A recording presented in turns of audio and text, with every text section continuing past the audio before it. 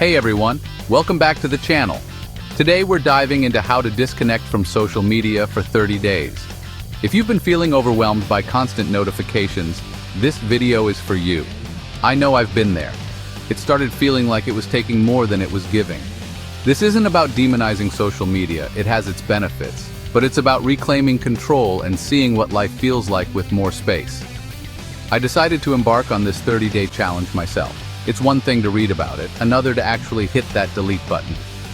So in this video, I'm going to walk you through a practical guide on how you can do your own 30-day social media detox.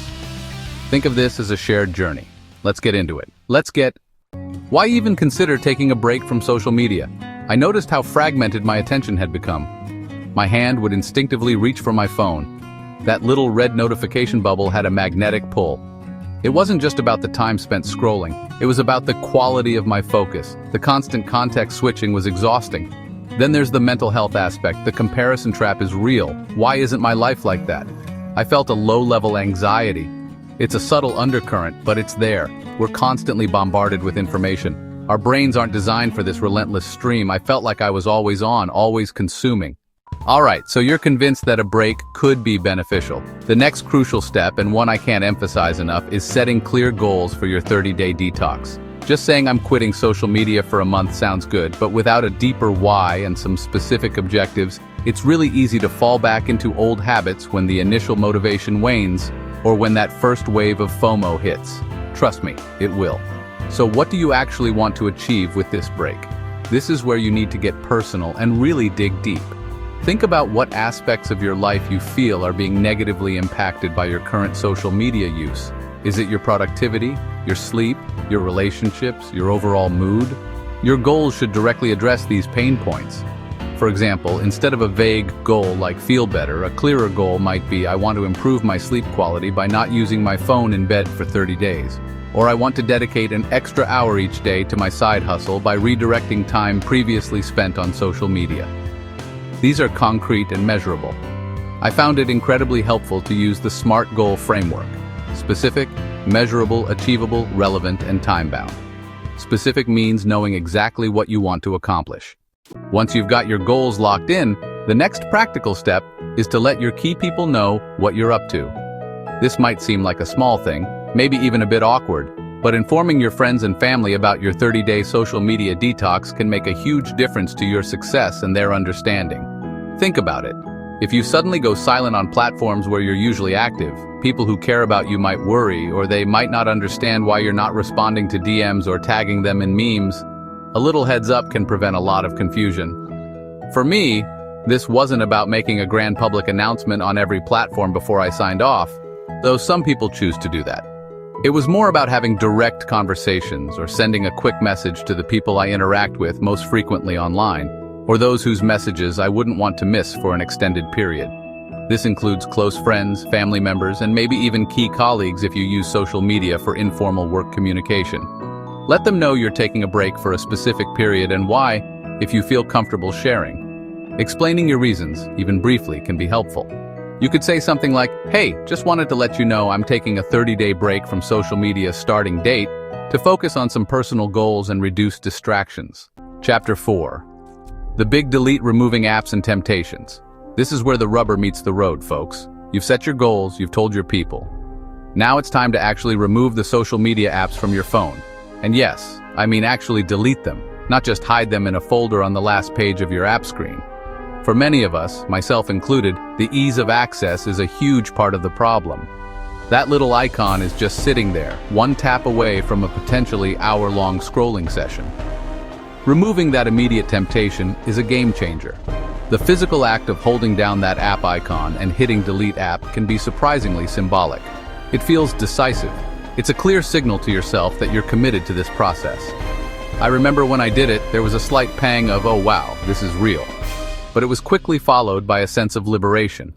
Suddenly, that muscle memory of reaching for Instagram or Twitter when I had a spare second had nowhere to go. The app simply wasn't there. Don't just stop at your phone. Think about all the devices where you access social media. Chapter 5. Filling the void, finding alternative activities. So you've deleted the apps. Suddenly, you might find yourself with these unexpected pockets of time throughout your day, waiting in line, during your commute, the few minutes before a meeting, or even those longer stretches in the evening when you'd typically be scrolling. This is where the next crucial piece of the puzzle comes in, finding alternative activities to fill that time.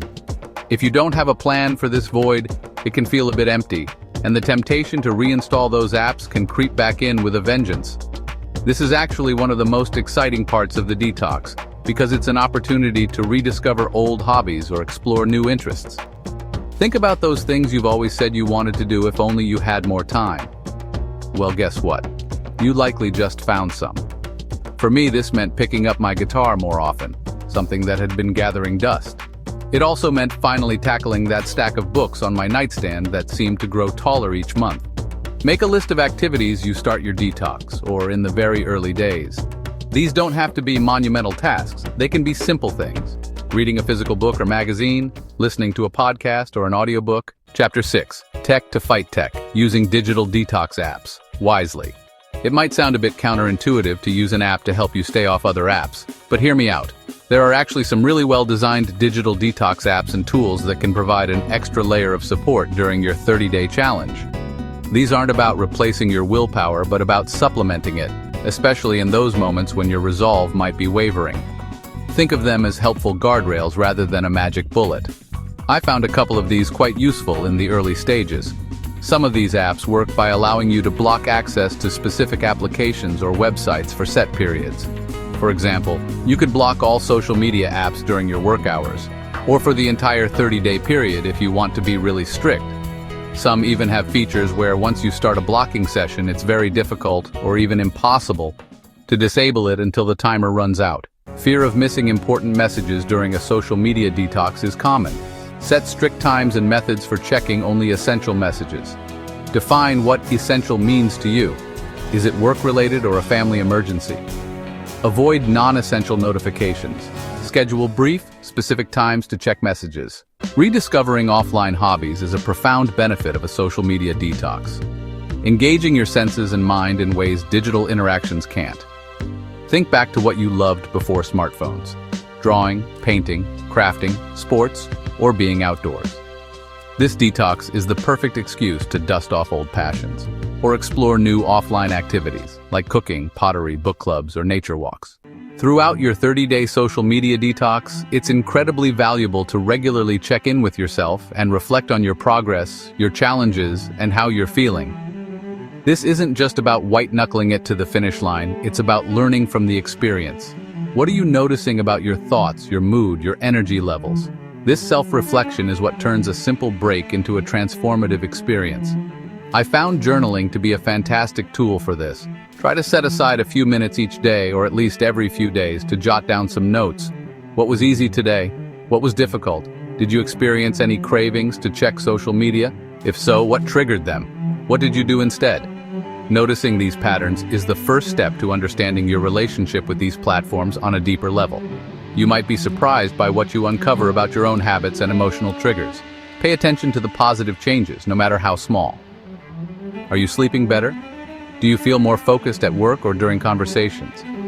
Are you enjoying your alternative activities? Acknowledging these benefits can provide powerful motivation to keep going. I remember noting down how much more present I felt during dinner with my family, or how I managed to read an entire chapter of a book without once reaching for my phone.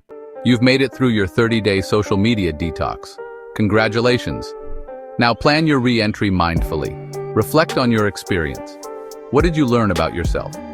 What did you enjoy most about being disconnected? Set clear intentions and boundaries. Decide which platforms to re-engage with. You don't have to go back to all of them. Here's my 30-day social media detox experience and guide. It's about awareness and making intentional choices.